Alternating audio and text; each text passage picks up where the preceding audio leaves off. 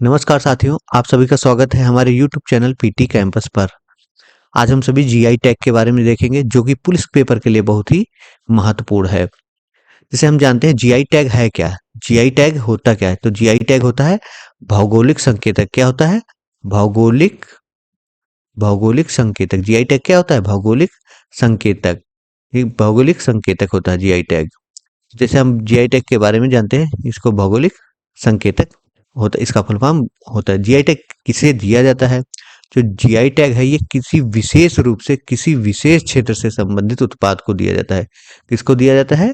कि विशेष रूप से किसी विशेष क्षेत्र से संबंधित उत्पाद को जीआई टैग दिया जाता है। अच्छा, जीआई टैग किसी उत्पाद को दिया जाता है, लेकिन देता कौन है? अगर देता है तो बोलेंगे उद्योग संवर्धन। कौन देता है? उद्योग संवर्धन। उद्योग संवर्धन और आंतरिक व्यापार। उद्योग संवर्धन और आंतरिक आंतरिक व्यापार विभाग दिया जाता है। ये किसके अंतर्गत, ये विभाग किस मंत्रालय के अंतर्गत आता है? तो आप बताएंगे वाणिज्य और उद्योग मंत्रालय के अंतर्गत आता है। किस मंत्रालय का आता है? वाणिज्य और उद्योग मंत्रालय के अंतर्गत आता है। वाणिज्य और उद्योग मंत्रालय के अंतर्गत आता है, जो जीआई टैग देता है। जीआई टैग देता है। तो सबसे पहला जीआई टैग कब दिया गया था? अपने भारत में सबसे पहला जीआई टैग कब दिया गया था? 2004 में। 2004 में किसको दिया गया था? दार्जिलिंग चाय को। किसको दिया गया था? दार्जिलिंग चाय को दिया गया था। कब? 2004 में दार्जिलिंग चाय को दिया जाएगा। ये जो है जीआई टैग रजिस्ट्रेशन कितने वर्षों के लिए मान्य होता है? तो 10 वर्षों के लिए मान्य होता है। कितने वर्षों के लिए? 10 वर्षों के लिए। उसी प्रकार हम जानेंगे कि जो है बनारसी लंगड़ा आम। बनारसी लंगड़ा आम कहाँ का जीआई टैग है? किस किस क्षेत्र को मिला है? तो बनारस से ही हमको पता चला है कि वाराणसी। कहाँ से मिला है? वाराणसी को मिला है। और जो है किस क्षेत्र के लिए, किस क्षेत्र में मिला है? कृषि क्षेत्र में दिया गया है। बनारसी पान, ये भी वाराणसी है, किस क्षेत्र में दिया गया है? कृषि क्षेत्र में जीआई टैग मिला है। रामनगर भांटा, ये याद रखना, रामनगर भांटा भी किस क्षेत्र को मिला है? वाराणसी को। किस क्षेत्र, किस किस किसे मिला है? वाराणसी को मिला है। किस क्षेत्र में? कृषि के क्षेत्र में। उसी प्रकार आदम चीनी चावल, आदम चीनी चावल जो है किसको मिला है? ये मिला है चंदौली और वाराणसी मंडल को मिला है। किसको मिला है? चंदौली और वाराणसी मंडल को मिला है। किस क्षेत्र में मिला है? कृषि क्षेत्र में मिला है। कृषि क्षेत्र में दिया गया है। प्रतापगढ़ आंवला, तो इसमें प्रतापगढ़ नाम है ही है, तो ये प्रतापगढ़ का हो ही गया है। किस क्षेत्र में मिला है? प्रतापगढ़ के लिए। किसके लिए? कृषि क्षेत्र के लिए। फिर उसी प्रकार रटौल आम, रटौल आम कहाँ का है? ये बागपत का है। कहाँ का है? बागपत। रटौल आम कहाँ का है? बागपत। तो जीआई टैग कृषि के क्षेत्र में इसको, बागपत को मिला है रटौल आम के लिए। फिर बखीरा के पीतल का कार्बन, ये कहाँ, किस जिले के दिया गया है? ये संत कबीर नगर। किसको मिला है? ये संत कबीर नगर को मिला है। किस क्षेत्र में दिया गया है? ये हस्तशिल्प में दिया गया है। किसमें दिया गया है? हस्तशिल्प में दिया गया है। अमरोहा ढोलक, तो इसमें अमरोहा तो नाम पहले ही आ गया ना। अमरोहा ढोलक, इसमें अमरोहा जिले को, यूपी के अमरोहा जिले को दिया गया है। किसे? हस्तशिल्प क्षेत्र में। फिर उसके बाद furnishing, home furnishing, Baghpat home furnishing, तो ये बागपत जिले को मिला है। बागपत होम फर्निशिंग यानी घरेलू साज सज्जा के लिए। किस क्षेत्र में दिया गया है? बागपत के। तो ये हस्तशिल्प में दिया गया है। फिर उसके बाद में बाराबंकी हथकरघा उत्पाद, बाराबंकी हथकरघा उत्पाद, ये बाराबंकी जिलों को दिया गया। बाराबंकी जिलों को दिया गया, ये भी हस्तशिल्प क्षेत्र में है। फिर इस ये ध्यान रखना, काल्पी हस्त निर्मित कागज, कौन सा? काल्पी हस्त निर्मित कागज, ये किस जिले को मिला है? ये जालौन को मिला है। किसको मिला है? जालौन को। किस एरिया में? हस्तशिल्प में मिला है। फिर इस प्रकार में कहीं कहीं गौर लिखा होता है, कहीं कहीं गौरा लिखा होता है। क्या? गौरा।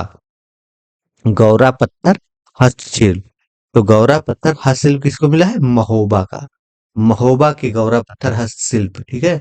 महोबा की, महोबा के गौरा पत्थर हस्तशिल्प को जो है जीआई टैग दिया गया है। तो ये कहाँ का है? ये किस क्षेत्र में? हस्तशिल्प क्षेत्र में मिला है। किस क्षेत्र में मिला है? हस्तशिल्प क्षेत्र में मिला है। फिर मैनपुरी तारकसी, मैनपुरी तार कसी, तो ये मैनपुरी को मिला है, हस्तशिल्प में मिला है। हस्तशिल्प क्षेत्र में जीआई टैग मिला है।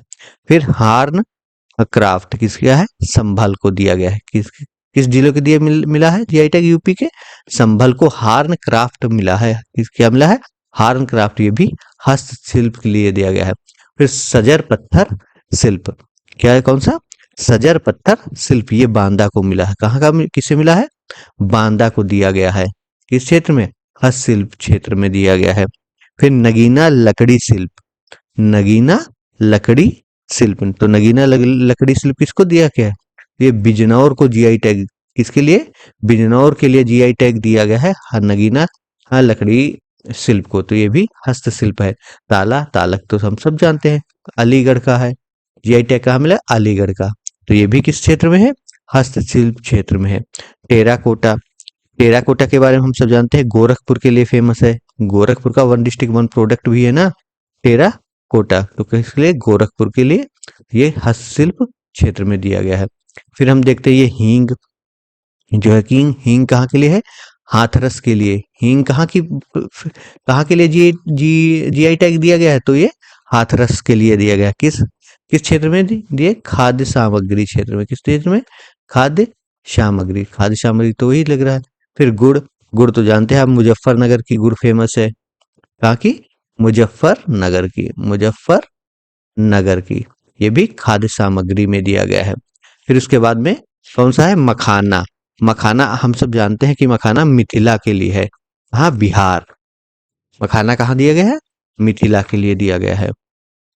कहाँ का, मिथिला, मिथिला, मिथिला मखाना को जीआई टैग मिला है, जो कि बिहार में है।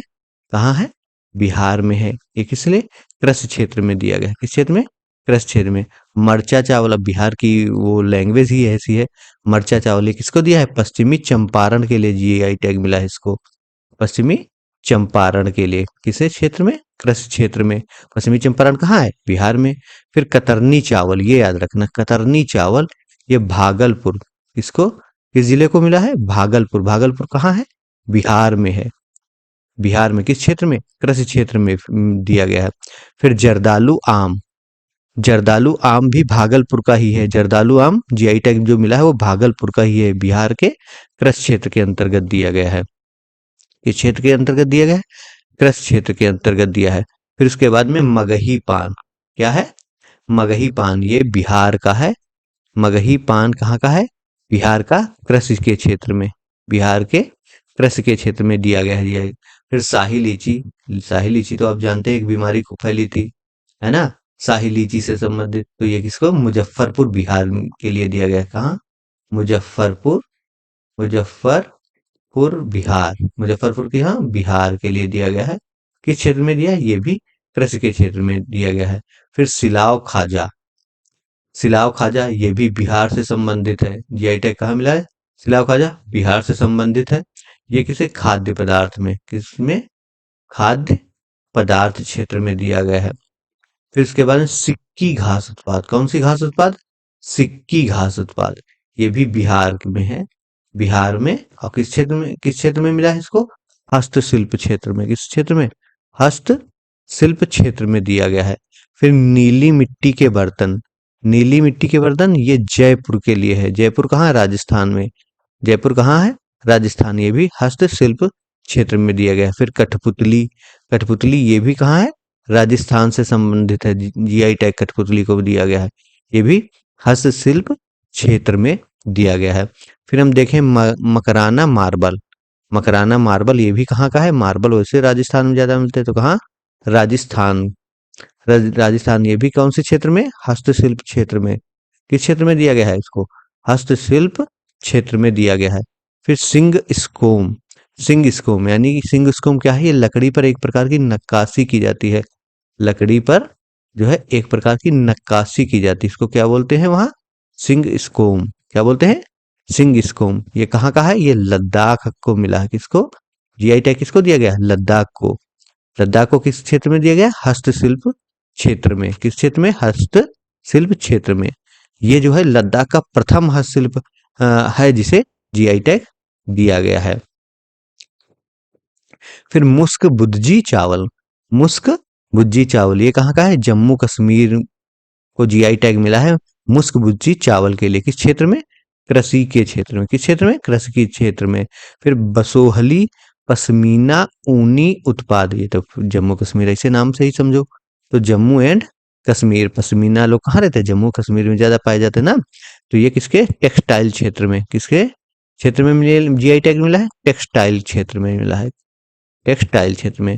फिर भद्रवाह राजमा, भद्रवाह राजमा, तो भद्रवाह राजमा भी कहाँ का है, जम्मू और कश्मीर का है। कहाँ जीआई टैग दिया गया है, जम्मू कश्मीर का। ये भी किस क्षेत्र में, कृषि के क्षेत्र में दिया गया है।